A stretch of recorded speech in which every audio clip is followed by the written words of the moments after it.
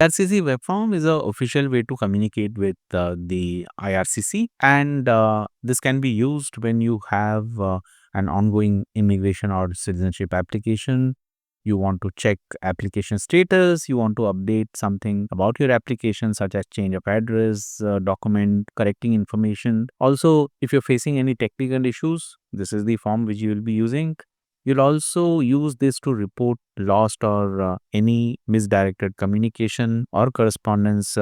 You didn't receive any expected letter, email, or decision, and also request urgent processing in case under specific compassionate or humanitarian ground. In case you want to seek any clarification, this is the form where you will ask and do that specific communication with IRCC regarding your file. This is not for new application. It is only for the inquiries related to application already submitted or issues with IRCC service. So just be aware of that.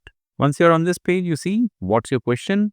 So you can ask related to work in Canada, study in Canada, visiting Canada, sponsoring a family, travel document, and how to prepare or update your application. Then how to become permanent resident in Canada, how to become Canadian citizen, and others. So each form, when you go and click, let me do this for you will come to this page, continue to form, and then here you'll enter your first name, last name, email address, confirm your email ID, date of birth, and then you will tell about the question. You have a limiting factor here, 1500 words, and even the spaces are counted in this. So enter all that you have as a question. Make sure you do the right structuring, and then you can go and click on I have read and understood the above disclaimer. Then review your question by clicking here, and here you can see once every detail is filled, your first name, last name, everything is shown, title is shown,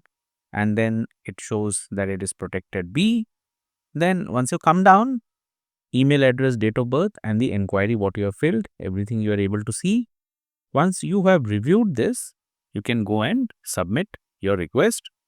Once you submit, you will get notified that the submission has been made. You will not get any email on this, just this notification that the question has been received, and this is the communication you will have. Just wait for the response.